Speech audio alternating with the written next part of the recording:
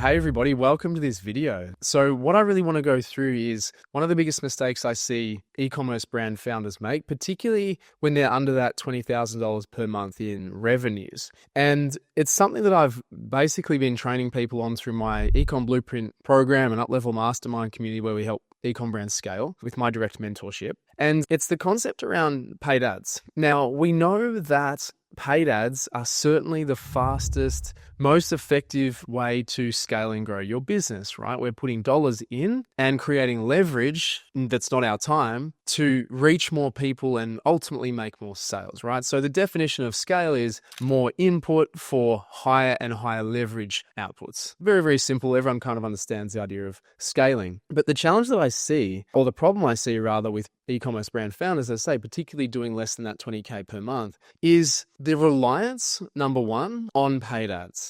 Right? So it's all well and good. And this is probably from what the market is, I guess, feeding people and expecting of people and whatnot in terms of like, this is the best way you need to do it. This is the only way you need to do it. You need to get ads working. That's the only thing that matters. And this is like a big issue I see within the dropshipping industry, which I don't specialize in. I don't know anything about, and we don't help dropshippers by any means. But as far as I know, basically the only strategy that they're taught to use is scaling meta ads. So it's either like a pass or a fail. Now, this is where brand founders, ecom brand founders, where they have their own brand and they have their own messaging and their own belief and their own meaning behind their products and business, just get caught in that traffic lane, basically. And so it's a mistake because it can lead to ruin, basically. If you don't know what to do properly, you don't track things, you're just throwing money to the wind and hoping that's all going to take off, and that you're just not understanding what actually means what or what drives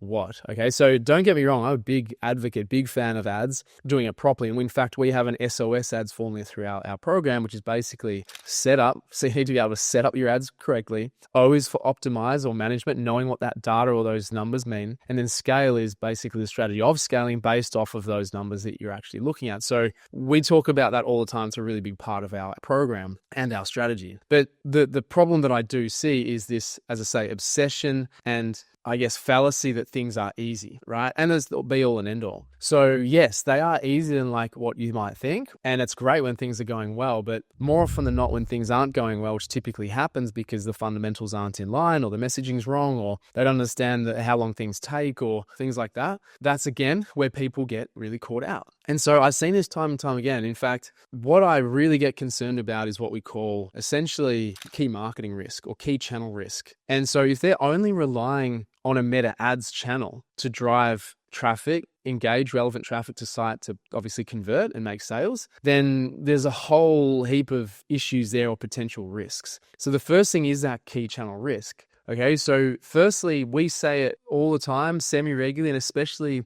in cycles, where Meta will essentially shut down accounts, disable accounts, show issues with ads, specific ads, whether it's a policy breach or not. Some of these things are legitimate. Oftentimes, they're honestly not legitimate. It's just kind of the AI being updated and making you kind of appeal your error or, breach of policy and kind of make sure that you're a human being to get that rectified. That's honestly fine, and most of the time it is fine because no one that I would advise would ever get their account permanently disabled. I've seen it, not anyone from ours. In fact, I think over the last 3 years of running the Ecom Blueprint and then 3 years before that, managing over 100 e-commerce brands accounts, I never had anything permanently disabled. So they're mistakes.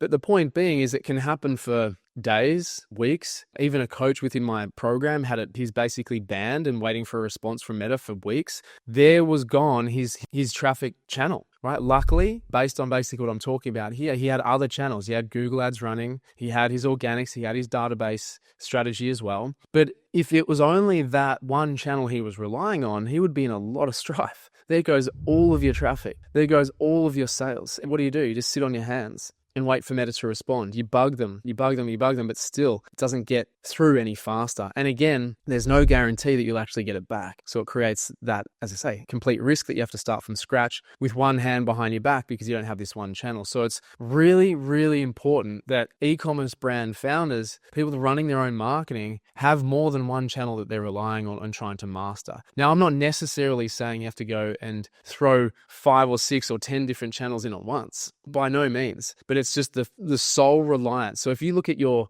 traffic and your sales for the last, say, 12 months, if that's how long you've been in business, or 6 months, whatever data actually makes sense, if it's only from that one channel, you are at risk. I'm telling you, it's not just the disabling and the algorithm that changes and the crawlers over your ads that can change. In 2021, as I was managing ads, I was managing about 30 at this one time because, I've had 100 over those 3 years, but 30 at this one time. Apple made their privacy changes to iOS 14. The performance of Meta ads went from here to here. It halved at the very least overnight almost. And so brands, again, that had this key channel risk didn't get disabled or anything like that, but their performance went through the floor. Like I'm talking people from 30K to 15K, from 50 to 25, from 5 to 2 or none. And so when the performance drops like that, what do we do as business owners? We conserve cash, we take money out, but that creates a vicious cycle downwards. You pull money out, worse performance. You pull money out, worse performance, right? So you're stuck in this, playing this game with the advertising channels. The ones that didn't have that key channel risk, that it was one of, say, 3 avenues, and we talk about a marketing triangle in our program for a reason, meaning paid, organic, and database. Sure, they lost some performance over here,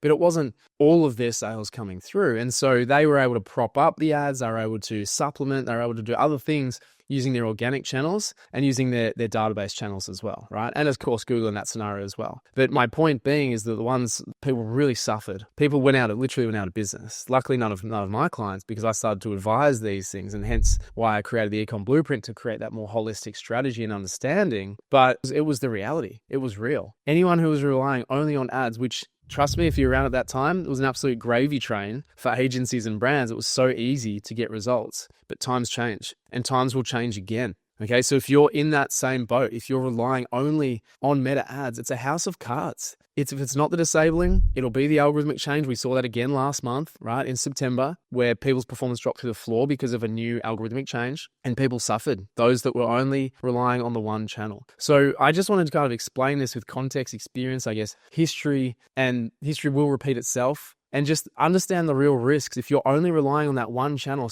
like being Meta specifically here, but you could relate it to other channels as well, then you need to diversify. You need to find another channel to start to peg it up, to try and get it as even spread as you possibly can. I would say a really good spread is like 3 different channels. Again, well, that's why we talk about the marketing triangle, right? Paid, database, organic. Paid, database, organic. And even within that, of course, we have other brackets and things under that umbrella. But point being is you need to diversify the traffic and sales avenues, and also obviously diversify that risk if and when something happens. Because I would say that it's inevitable that something will happen to you and your account at some point in time. If it hasn't happened yet, it's going to be a dip in performance, or you just haven't been in business long enough, and that happens. Okay, so that's just kind of my piece, because I was explaining that to clients in my community and things like that, and just really getting that point across that you need to be prepared for anything, even things that you can't necessarily prepare for. You just have to be able to see what might be coming up, and that comes through learning from others, of course, and looking at past history about what could basically happen in the future as well. Okay, so that's my little piece. I hope that was valuable for you. If you need anything, there's a link below. You can check out what we do, how we help e-commerce brands. But if this was valuable for you, I'd love a like, love a subscribe. I'm creating videos like this all the time for e-commerce brands,